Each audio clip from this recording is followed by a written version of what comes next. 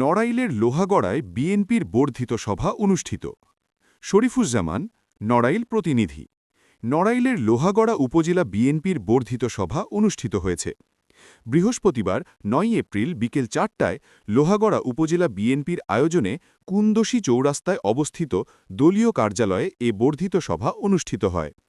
লোহাগড়া উপজেলা বিএনপির ভারপ্রাপ্ত সভাপতি মোহাম্মদ হেমায়েত হোসেনের সভাপতিত্বে ও ভারপ্রাপ্ত সাধারণ সম্পাদক টিপু সুলতানের সঞ্চালনায় বর্ধিত সভায় অন্যান্যদের মধ্যে বক্তব্য রাখেন লোহাগড়া উপজেলা বিএনপির সহসভাপতি মোহাম্মদ সাচ্চু মিয়া, যুগ্ম সাধারণ সম্পাদক মোহাম্মদ মুস্তাফিজুর রহমান মুস্তাক, মোহাম্মদ আজিজার রহমান, লোহাগড়া পৌর বিএনপির সহসভাপতি এস.এম. শাহীন বিপ্লব, লোহাগড়া উপজেলা বিএনপির সাবেক সভাপতি ও পৌর মেয়র অ্যাডভোকেট নেওয়াজ আহমেদ ঠাকুর নজরুল, নড়াইল জেলা ছাত্রদলের সাবেক সভাপতি, বিএনপির সিনিয়র নেতা আবু হায়াত সাবু, বিএনপি নেতা মেহেদী হোসেন বিশ্বাস, কাজী মুরাদ হোসেন, মোহাম্মদ রঞ্জু বিশ্বাস, মোহাম্মদ ইউসুফ আলী, আজম মৃধা, মোহাম্মদ তরিকুল ইসলাম, মোহাম্মদ বাহারসহ প্রমুখ।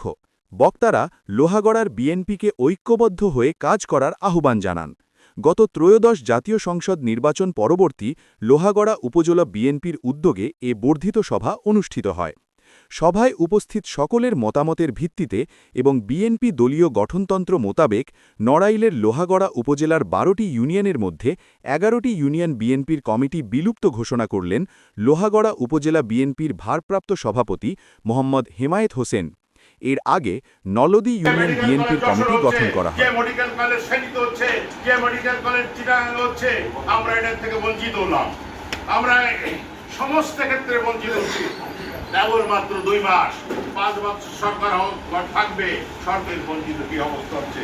আপনার এখন অন্তরে বিনষ্ট চাইতে এখনই সিদ্ধান্ত নেন যে হ্যাঁ, মেয়াদোত্তীর্ণ কমিটি বাতিল, নতুন করে কনভেনিং কমিটি করেন এবং কাকে দিয়ে করবেন, যারা আমাদের ধানের শীষে কাজ করছে তাদের দিয়ে কনভেনিং কমিটি করে নতুন করে ইউনিয়ন সম্মেলন হোক, আবার রব হবে, দল শক্তিশালী হবে, ওয়ার্ড কমিটি শক্তিশালী হবে এবং ইনশাআল্লাহ আমরা আগামী যে স্থানীয় নির্বাচন, সেই নির্বাচনে আমরা বিজয় আনতে পারবো।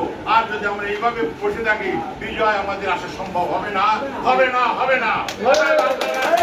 এই সিদ্ধান্ত নেওয়া উচিত। সবাই যেহেতু বলছে, আপনারা কি চান যে ইউনিয়ন কমিটি বিলুপ্ত, নতুন কনভেনিং কমিটি হয়? সবাই যেহেতু রাজি আছেন, অতএব এই কমিটি প্রেসিডেন্ট সেক্রেটারিও সেটা করতে বাধ্য হবে। যদি এটা না করে আপনারা ওনাদের প্রতি অনাস্থা দেবেন, এইটা আমি